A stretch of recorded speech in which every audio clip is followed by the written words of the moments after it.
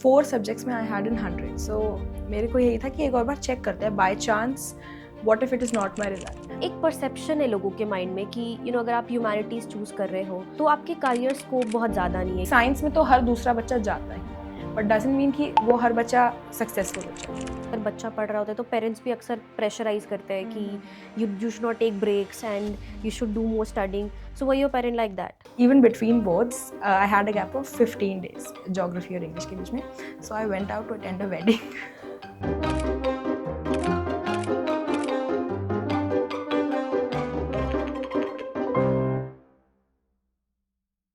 हर किसी का सपना होता है टॉप करना, लेकिन सिर्फ कुछ लोग हैं जो उसे अचीव कर पाते हैं। और आज हमारे बीच एक ऐसी ही लड़की है जिन्होंने सीबीएसई 12th बोर्ड में टॉप किया है और इस सक्सेस की हिस्ट्री में सबसे पहला कदम रखा है।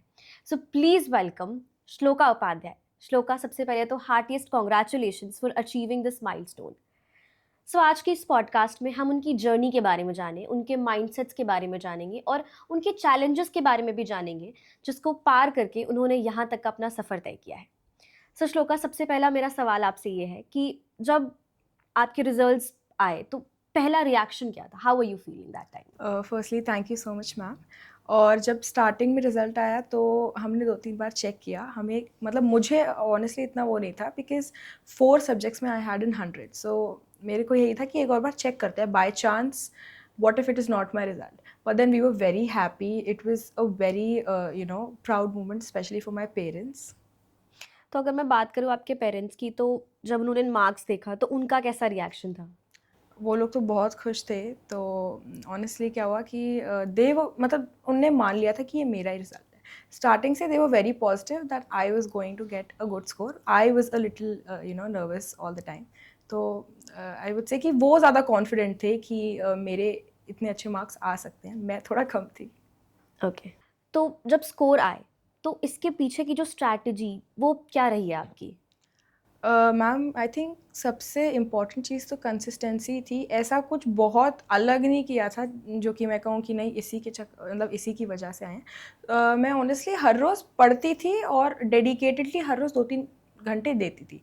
और उन 2-3 घंटे का मतलब ये होता था कि उसमें सिर्फ पढ़ाई हो रही है।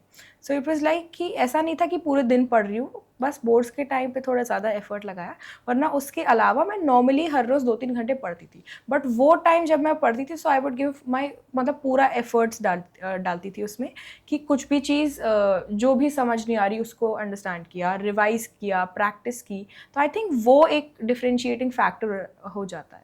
सो अगर मैं बात करूँ कि if you want to give some tips, जो लोग आपको एज़ अ रोल मॉडल देखते हैं, तो आप उनको क्या टिप्स देना चाहोगे? आई वुड से कि सबसे इम्पॉर्टेंट इज़ कंसिस्टेंसी, क्योंकि बहुत ही कम लोग होते हैं जो कि लास्ट में करके इतना मतलब आई वुड से इतना अच्छा स्कोर ला पाएंगे। बट अगर आप स्टार्टिंग से कंसिस्टेंट हो तो बहुत काफ़ी ज़्यादा ईजी हो जाएगा आपके लिए उस स्कोर को अचीव करना।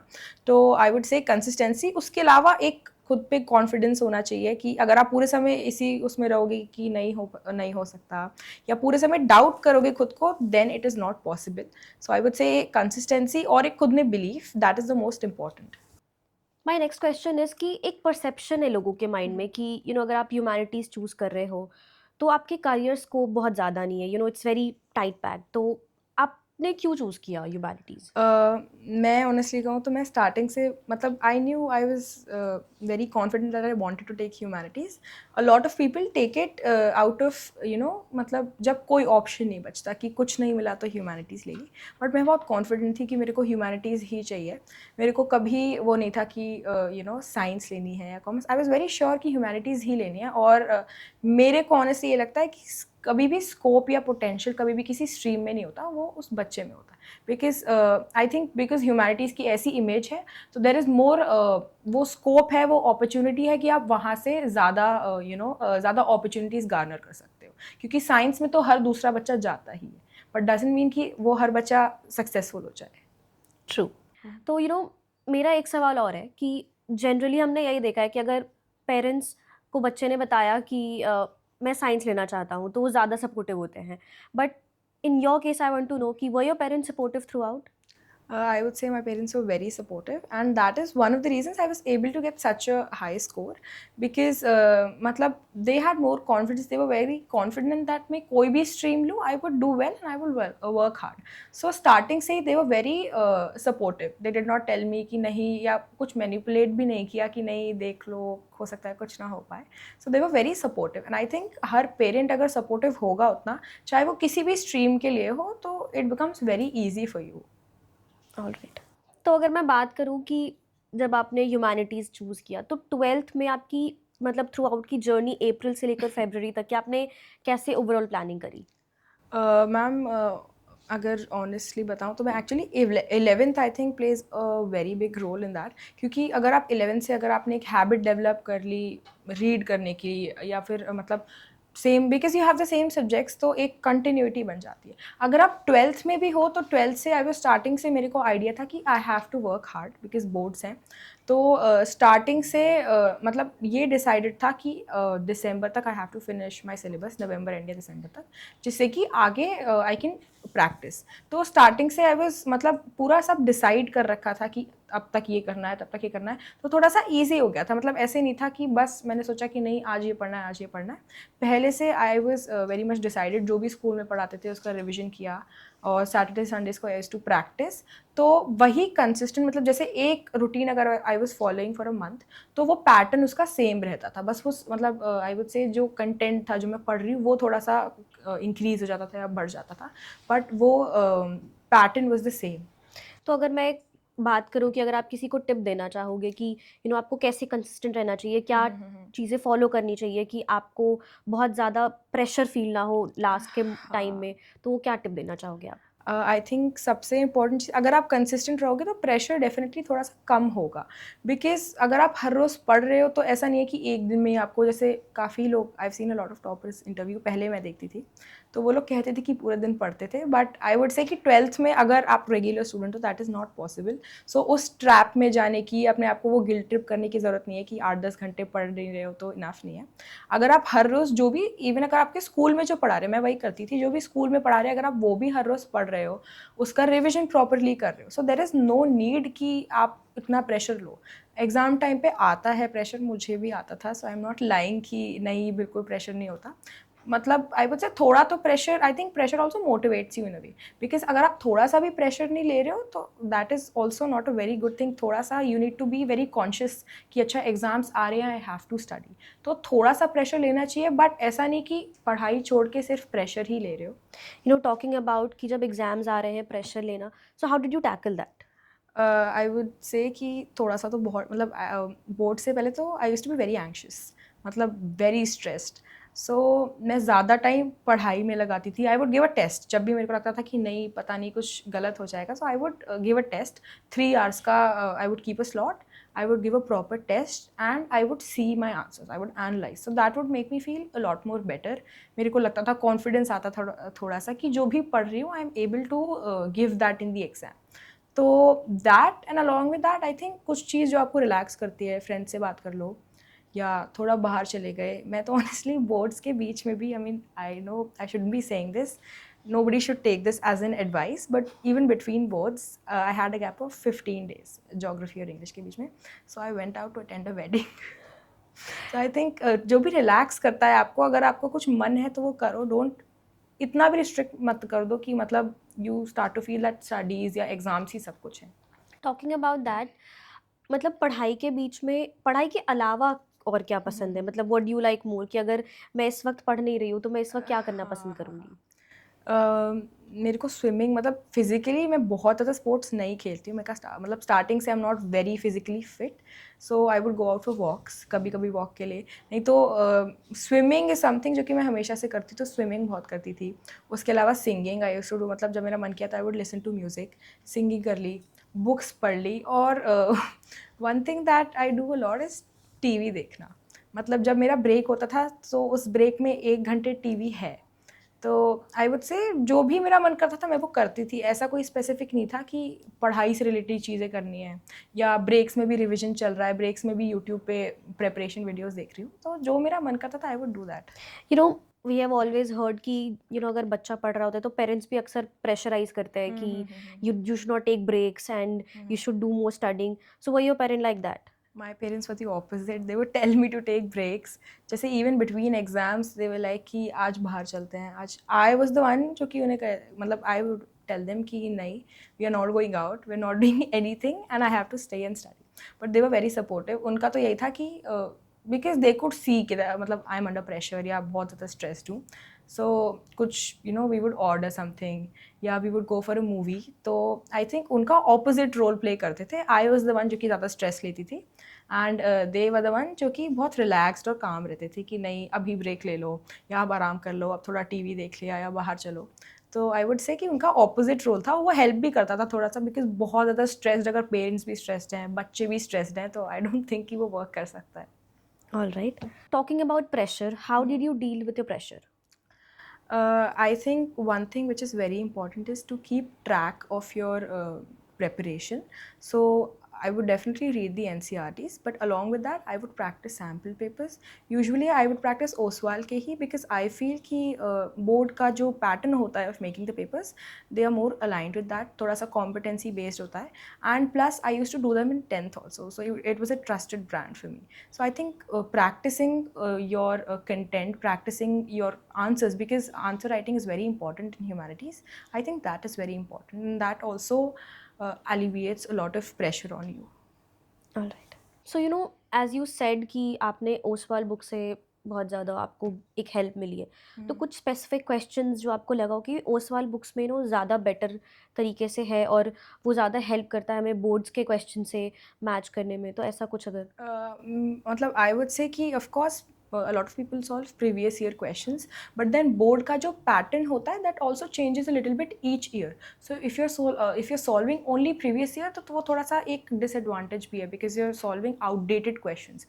But because OSWAL is मतलब वो हर साल update होती है, तो the questions are more aligned with the new kind of questions that we're getting. And plus because CBSE is now changing the pattern a little bit, थोड़ा सा competency based to go away from that rote learning का pattern. I think OSWAL captures that very well, and a lot of questions or the kind of questions that you get in the board exams are very similar to the questions that you practice. So if you're doing those sample papers, it helps you a lot. Okay. तो generally हमने यही सुना है कि history और political science में जो dates और टाइमलाइंस होते हैं उससे याद रखना बहुत ज़्यादा मुश्किल होता है. In fact for me also it was really difficult in my before 12th. So how did you tackle that? आपने उसको कैसे टैकल किया? आई थिंक बार बार if you reading the content then वो एक आदत बन जाती है आपकी. So that is very important. मतलब एक बार if you reading the content again and again, plus you have to को relate because humanities, when people think of humanities they think कि व्हाट यू डू इज़ मतलब सिर्फ रट्टा मारते हो. सो आई वुड से कि उस आइडिया से if you dissociate your self, तो if you try to understand what they're saying, because if you know कि अच्छा इस year में ये हुआ था, so if you know the event you can understand the year also better, and plus you need to correlate कि अच्छा इस year में ये हुआ था तो political science में ये हुआ था. But then most important is revision. I think एक बार आप बार बार practice कर रहे हो, आप बार बार read कर रहे हो, तो it becomes very normal. सो ना अगर मैं बात करूँ कि कोई एक ऐसी स्ट्रैटेजी जिसको आपने चूज़ किया हो जो आपको एक्चुअली हेल्प करा हो कि आपने डेट्स और टाइमलाइंस को याद किया होगा, तो वो क्या स्ट्रैटेजी होगी? मैं एक ऑर्डर में लिख लेती बिकॉज जब चैप्टर पढ़ते हो तो दैट इज़ वेरी स्कैटर्ड. मतलब वो अलग अलग पेजेस में स्कैटर्ड है.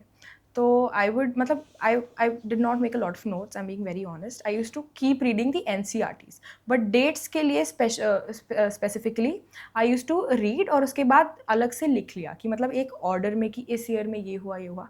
तो पेपर से पहले I would just revise that. And I think one more thing is कि बिकॉज यूजुअली वीकेंड्स पे I was doing the question bank, तो उसमें also with the questions you have short notes type, छोटे से mind map type के होते हैं, mnemonics होते हैं, डिफरेंट टाइप्स ऑफ मतलब फ्लो चार्ट्स होते हैं. So that also makes it very easy to revise. उससे मतलब because it is presented in a very nice manner, so you are able to understand it better. I think one more reason is that. Talking about your marks, 4 subjects में 100 out of 100 कैसे balance किया? I mean क्या आप हर subject को equal time देते थे या कोई एक ऐसी स्ट्रैटेजी फॉलो करते थे जिसमें किसी पर्टिकुलर सब्जेक्ट को ज़्यादा टाइम दिया, किसी पर्टिकुलर सब्जेक्ट को कम टाइम दिया, ऐसा कुछ? मैम आई वुड से ऑनेस्टली कि ऐसा कुछ बिल्कुल नहीं था कि इस सब्जेक्ट को इतना ही टाइम देना है या इतना ही देना है। जो सब्जेक्ट में मेरे को लगता था कि इसमें थोड़ा-सा ज़्यादा रिविज़न की ज़रूरत है, तो आई वुड मतलब it was according time wise वो चेंज हो जाता था। जैसे स्टार्टिंग में आई स्टडीड हिस्ट्री थोड़ा ज़्यादा, बिकॉज़ अगर स्टार्टिंग से आपका हिस्ट्री थोड़ा-सा सही हो जाए तो मतलब it gets in your memory. फिर उसके बाद लास्ट तक आते-आते I was a little unsure of geography, because इतना सारा मतलब geography also is a little bit lot of maps and everything. So I would say कि ऐसा नहीं था कि हमेशा इक्वल टाइम दिया, but need wise I would say कि जिस टाइम पे मेरे को लगा कि इस सब्जेक्ट को ज़्यादा नीड की ज़रूरत है, I might be lacking somewhere, I would give that subject more time. तो अगर मैं बात करूँ कि आप अपने जो भी आपको लोग ऑडियंस देख रहे हैं, अगर आप उनको कोई स्ट्रैटेजी बताना चाहो जो आपको हेल्प किया एंड यू वांट कि वो लोग भी फॉलो करें और उनको भी हेल्प करे अचीव करने में, so what would be that? I think we said it a lot of times, but consistency is very important. जहाँ भी आप लैक करते हो उस पर ज़्यादा प्रैक्टिस करो। जो स्ट्रॉन्ग सब्जेक्ट्स है keep revising, keep practicing, but balance करना is very important, because what a lot of people do is कि जो वीक होता है उसको दे लीव आउट, कि we'll balance it out in the strong parts. But I think if you want a good score, a very high score, then you need to balance out all your subjects and keep practicing। Question bank से practice करते रहो, don't मतलब last के लिए मत छोड़ दो कि लास्ट में lot of people what they do is stack करके रख लेते हैं बहुत सारी बुक्स एंड लास्ट में they open. So I feel that is not a nice strategy. Weekends पे या whenever you are sure कि ये chapter is done fully, do check out the question banks, practice your sample papers, that helps a lot, because वो ना आपको एक idea दे देता है कि how you are able to do, how can you do in the exam. Okay, so I would say कि your key was balancing, proper balance, Yeah. so you can achieve everything, right? Yeah, I would say if you're able to, one more thing is willpower is very important. You need to just know कि I will do this, and you have to, and plus control भी होना चाहिए थोड़ा सा, कि not like कि एक subject पढ़ा तो ये पढ़े ही जा रहे हो, तो just keep that in mind. I am sure कि इस पूरी थ्रू आउट जर्नी में कई बार ऐसे भी मोमेंट्स आए होंगे वेयर यू फेल्ट कि डीमोटिवेटेड फेल्ट कर रहे होगे और यू वुड हैव कि मन नहीं कर रहा कुछ करने का, तो उसको कैसे डील किया आपने? आई थिंक कि because I was always very insistent कि स्टार्टिंग से एक अच्छा स्कोर लाना है, तो काफ़ी बार ऐसा होता था आई वुड फील कि आई एम नॉट डूइंग इनफ, या शायद रिजल्ट अच्छा ना आए, एंड आई थिंक 90% बच्चों के साथ ऐसा होता ही है। सो आई वुड से कि इस टाइप का प्रेशर हो या कुछ भी हो, तो मतलब रिलैक्स करो ऑफकोर्स, बट एक टेस्ट ले लो अपना, कोई सैम्पल पेपर कर लो, क्वेश्चन बैंक सॉल्व कर लो, that gives you a lot of confidence instil कर देता है वो। So I think that is very important. Okay, इस पूरी जर्नी में books are very important, study materials are very important. तो एनसीईआरटी तो आई एम श्योर आपने पढ़ा है, बट उसके अलावा और कौन से स्टडी मटेरियल्स थे जो जिसने आपको बहुत ज़्यादा हेल्प किया हो ये अचीव करने में? Ma'am like you said NCERT तो of course is very important, but उसके अलावा I think most important is sticking to one reference material, and I did Oswaal, so I will say Oswaal, because I personally feel कि ओसवाल का जिस type का content होता है that is a lot more align to the pattern that they use in board exams. उसके अलावा question banks are very important.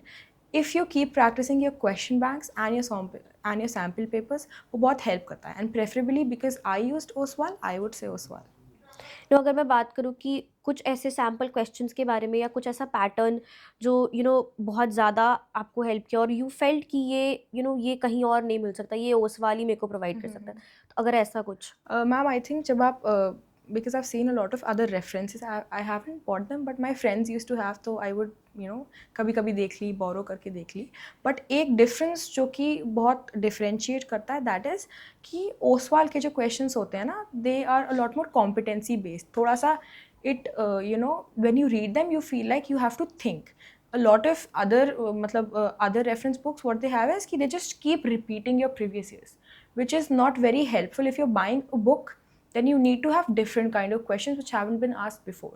नहीं तो कोई previous papers ही कर लेगा. So I would say that is very important, and वही difference था जो कि ओसवाल को better बनाता है, या मेरे लिए मतलब the what helped me.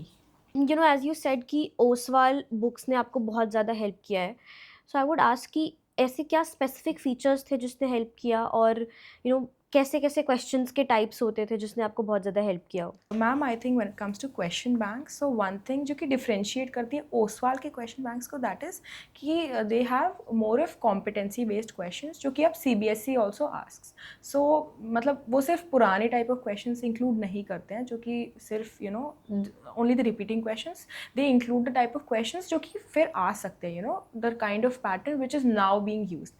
Apart from that, I would say language is a little easier to understand, and the flowcharts and the maps that you get, the mind maps that you get, the timelines, the short kind of notes, I think वो revision में और काफ़ी help करता है.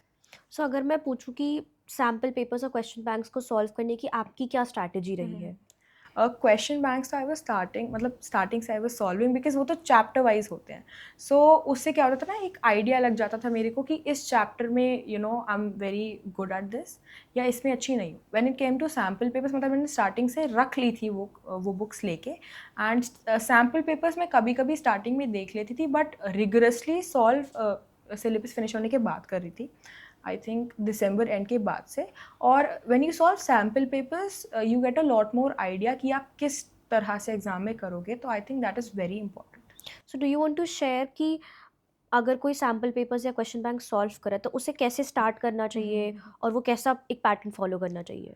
Ma'am I think when it comes to question banks, तो जैसे आपने कोई भी चैप्टर फिनिश किया, so next day maybe you can practise उसी चैप्टर के क्वेश्चंस, एंड यू मार्क कि कहाँ पे you are not able to answer, so then you can mark in your books also कि यहाँ पे you are lacking, so you'll revise it more.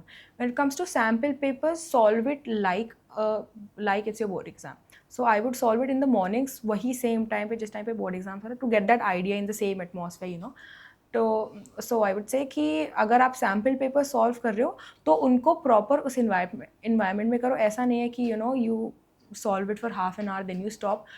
Solve the full paper, then mark yourself, so that you get an idea कि आप कितना better कर पा रहे हो, कितना अच्छा कर पा रहे हो. और एक कंपैरिजन भी रखो कि the first paper that you solve you got this much marks, the second that you solve this much marks. So I think वो एनालिसिस भी बहुत हेल्प करता है. तो अगर मैं बात करूँ सैम्पल पेपर्स की, तो आपने प्री बोर्ड्स में और बोर्ड्स से पहले कितने सैम्पल पेपर सॉल्व किए और क्या टाइम बाउंडेशन रहा है उन पेपर्स को सॉल्व करने का? मैम आई थिंक जैसे ही मेरा सिलेबस फिनिश हुआ था दिसंबर एंड, आई थिंक मिड दिसंबर तक ऑलमोस्ट फिनिश हो गया था. सो उसके बाद से आई स्टार्टेड डूइंग ओसवाल के सैम्पल पेपर्स. और उसमें ना एक्चुअली 5 अनसॉल्व होते हैं, 5 सॉल्व होते हैं. So I did the solve ones first, जैसे कि एक आइडिया लग जाए कि एक आइडियल आंसर कैसा होता है. तो आई थिंक वो बहुत हेल्प किया. उसके बाद I was easily able to do the 5 unsolved वाले जो पेपर्स थे. तो जो लोग 12th स्टैंडर्ड में, वो 12th क्लास में, आप उनको क्या एडवाइस देना चाहोगे? Ma'am I think if you are aiming for a good score, तो स्टार्टिंग से be serious about your studies. Give time, give extra time, keep practising what you're doing, and along with that I think please believe in yourself, and don't attach yourself to a tag कि school topper बनना है या district topper बनना है या कुछ भी ऐसा, कोई भी एक परसेंटेज माइंड में लेके नहीं चलनी चाहिए. Just aim for a good score and keep working towards it. And along with that, I would say कि don't go for a lot of resources. A lot of people do, मतलब क्या करते हैं कि बहुत सारे they feel कि stack up करके रख लेंगे तो हर जगह से best they can pick out. I think that doesn't help you. वो उल्टा opposite, मतलब it actually derails you from your preparation. So एक कोई अच्छा content, मतलब एक कोई अच्छी reference book या whatever kind of material you're going for, choose that and stick to that. Don't change it या उससे use it rigorously. You have said this earlier कि एक रेफरेंस बुक चूज़ करना चाहिए, एक रिसोर्स पे ही रिलाई करना चाहिए. सो अगर आप कोई रेफरेंस बुक चूज़ करें तो आप उसमें क्या चीज़ें देखते हो और आप ये एडवाइस क्या करना चाहोगे स्टूडेंट्स को कि उन्हें भी वो सारी चीज़ें देखनी चाहिए अपने रेफरेंस बुक में? आई think most important is the kind of questions जो कि वो प्रोवाइड कराते हैं. Look for competency based questions. थोड़ा सा द पैटर्न जो कि अब CBSE ने इंट्रोड्यूस किया है, अलॉन्ग विद दैट थोड़ी सी लैंग्वेज ईजी होनी चाहिए, शॉर्ट क्रिस्प नोट्स होने चाहिए, and the note should be based on the same the same kind of language that you can NCERT. Short crisp notes होने चाहिए, better kind of flow charts, short I would से flow charts होने चाहिए, time lines होनी चाहिए जिसमें dates का idea लग जाए, हर चीज़ का आइडिया लग जाए. And I would say OSWAL gives you exactly that, because I have practiced from it. I am saying it from my own experience. I think if you practice OSWAL, it will help you for the better. सो इतना अच्छा marks लेकर आए, इतनी बड़ी achievement achieve किया आपने. What are your future plans? Ma'am, I just gave my CUT exams. So, firstly, I am aiming to get a good college in Delhi University. Apart from that, I think from the last year of my graduation, I will be preparing for civil services.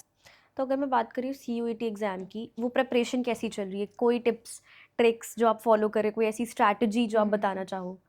Ma'am, I think अगर आप boards के लिए अच्छे से prepare कर रहे हो, because the content is same, you are reading from the same N C R Ts, just वो पैटर्न जो है वो ऑब्जेक्टिव हो जाता है. So if you are reading it अच्छे से, तो ऐसा कुछ बहुत डिफरेंट स्टडी प्लान नहीं है. बस आई वुड से कि एन सी आर टीज को थोड़ा सा ना बेटर तरीके से, you just have to dates थोड़ा ज़्यादा माइंड में रखे, डेट्स के साथ कोई भी फैक्ट्स हों, कोई भी पिक्चर्स हों. when you go for CUET, थोड़ा सा पैटर्न चेंजेस, बिकॉज बोर्ड्स में a lot of answer writing is there, but CUET में बिकॉज इट्स ऑब्जेक्टिव, तो आपको बुक पे हर वर्ड पे फोकस होना चाहिए. And practice very important CUET, because time थोड़ा सा लिमिटेड होता है, so you get a little hurried. So I would say practice, and वही सेम NCERTs को आप रिवाइज करते रहो. As you mention that you will be going for civil services, तो आपने सिविल सर्विसेज ही क्यों चूज़ किया? आई मीन कोई फैमिली में है या फिर something motivated you for choosing this? Ma'am, I think one reason would be to contribute to society. And though this is something जो कि हर सिविल सर्विसेज एस्पिरेंट कहता है, they repeat the same thing, but because I have seen so many people जो कि कहते हैं that they want to go to, they seek opportunities in foreign countries, and the reason that they give is they feel the system here isn't good enough, they feel the opportunities, facilities aren't good enough. So I feel अगर कोई problem दिखती है, I respect their choices, I'm not going against that. But I personally feel that instead of leaving, if you see a problem, why not try to change it? I mean, of course, it's a very competitive exam, but why, if I have that opportunity, why not? To conclude with this, मैं वो 3 tips जानना चाहूँगी जो आप class 12 के students को देना चाहेंगे. I think one of the most important things is consistency, being regular throughout your journey, and taking breaks, of course, but keep practicing, keep revising the same content, and sticking to one reference material. Of course, your NCRTs, but one reference material, which would be a very wise choice. In my case, it was OSWAL. And the third thing I would say, which is very important, is to have belief in yourself, to believe that you can achieve a good score, to believe that you are going to do good in your board exams. So thank you so much shloka. I would say कि आपकी journey सच में बहुत ही ज़्यादा inspiring है और students के लिए भी एक मोटिवेशन है जो अभी 12th में है. And as you all saw कि एक सही अप्रोच, एक सही कंसिस्टेंसी और सही सोर्स मटेरियल के साथ आप बहुत कुछ अचीव कर सकते हो. तो आई वुड से जो श्लोका ने रिकमेंडेशंस दिए हैं, you will follow that and you can achieve your goals.